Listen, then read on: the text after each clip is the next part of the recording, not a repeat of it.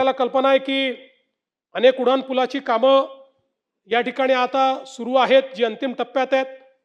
जे फ्लायओव्हर भायखळा येथील वाय ब्रिजशी जोडण्यासाठी केबल स्टेड फ्लायओव्हर आहे. आपण जर जाताना बघत असाल तर अंतिम टप्प्यामध्ये तो आहे. महालक्ष्मी रेल्वे स्थानकाजवळ रेल्वे रुळाजवळ केबल स्टेड ब्रिज आहे. बोरीवली येथील कोरा केंद्र उड्डाणपूल केबल स्टेड तंत्रज्ञानावर या पुलाचा विस्तार चाललेला आहे.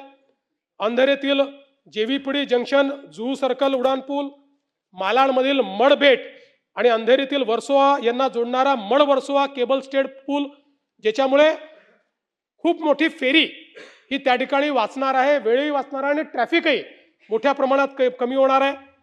माहीममध्ये सेनापती बापट मार्ग ते वांद्रे पूर्व उड्डाणपूल, ABS मार्गावरील कुर्ला पश्चिममधील कल्पना टॉकीज ते घाटकोपर पश्चिमेतील पंकेशा बाबा दर्ग्यापर्यंतचा उड्डाणपूल, घाटकोपर मानखुर्द लिंक रोडला सायन पनवेल हायवेवरील T जंक्शनशी जोडणारा फ्लायओव्हर जे आर्म्स आहेत ते आर्म्स त्या ठिकाणी आपण तयार करतो.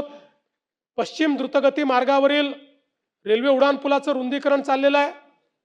गोरेगाव मुलुंड हा जो काही आपला या ठिकाणी जोड रस्ता आहे, टनेल आहेत, ज्याच्यामुळे 90 मिनिटाचा वेळ हा 25 मिनिटाला येणार आहे. ईस्ट वेस्ट कनेक्टिव्हिटीमध्ये आपल्याला माहिती आहे की ठाणे आणि बोरीवली आणि गोरेगाव ते मुलुंड ह्या 2 कनेक्टिव्हिटी अशा होत आहेत की ज्याच्यामुळे या मुंबईमध्ये ईस्ट वेस्ट कनेक्टिव्हिटीचा जो एक मेजर प्रॉब्लेम आहे तो पूर्णपणे आपण दूर करू, ज्यातनं मोठ्या प्रमाणात आपले रस्ते जे आहेत ते या ठिकाणी डिकंजेस्ट होतील. यासोबत आपल्याला कल्पना आहे की मुंबईचा 60% ट्रॅफिक हा वेस्टर्न एक्सप्रेसवेवरनं जातो. वेस्टर्न एक्सप्रेसवेला डिकंजेस्ट करण्याकरता आपण त्या ठिकाणी प्रयत्न सुरू केला. आता आपला कोस्टल रोड बांद्र्यापर्यंत आलाय. बांद्रा वर्सोव्याची लिंक आपण तयार करतोय. वर्सोव्याची लिंक पुढे चारकोप दहिसर करत उत्तनपर्यंत जाणार आहे आणि मी स्वतः त्या संपूर्ण मार्गाची पाहणी केली. अतिशय वेगानं काम चाललं आहे. मला या गोष्टीचा आनंद आहे की या प्रकल्पातल्या सगळ्या अडचणी आम्ही दूर केल्या, सगळ्या परमिशन्स मिळवल्या. काही परमिशन्स करता सर्वोच्च न्यायालयात जावं लागलं, सर्वोच्च न्यायालयात जाऊन त्या परमिशन्स मिळवल्या. त्यामुळे आता या संपूर्ण नॉर्थ कोस्टल रोड जो 100% आपल्या वेस्टर्न एक्सप्रेसवेला डिकंजेस्ट करणार आहे, अशा प्रकारच्या या नॉर्थ कोस्टल रोडला आता कुठल्याही परमिशनची अडचण नाही. याचं काम अतिशय चांगल्या पद्धतीनं त्या ठिकाणी सुरू आहे.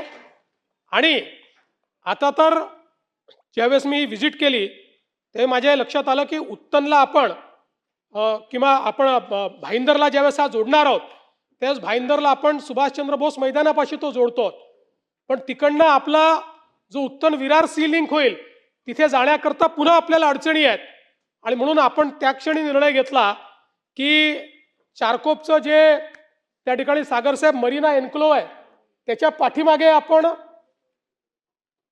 ते जे टनेल्स तयार करतोय, बाजूलाच आपल्याला पगोडा दिसतो खाडीच्या पलीकडे, तिथे उत्तन आहे, तिथलं आपली उत्तन विरार सी लिंक होणार आहे. आणि म्हणून मी आदेश दिले की इकडे तर आपण जातोच आहोत, पण हे जे टनेल्स आहेत हे टनेल खाडीच्या खालून थेट उत्तनला न्यायचे, म्हणजे आपल्या नरिमन पॉइंट पासनं विरारपर्यंत, म्हणजे नरिमन पॉइंट पासनं भाईंदर पर्यंत आणि उत्तन पासनं विरार पर्यंत पूर्ण सिग्नल फ्री कनेक्टिव्हिटी ही या ठिकाणी प्राप्त होईल.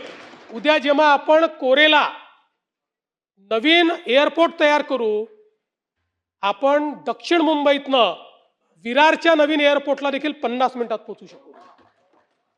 अशा पद्धतीनं याची रचना आपण त्या ठिकाणी केलेली आहे. मुंबईकरता मल्टीमॉडल कनेक्टिव्हिटी आपण करतो. BKC कनेक्टर जो आहे तो यू शेप फ्लायओव्हर ऑक्टोबर 2027 पर्यंत आपला तो पूर्ण होणार आहे.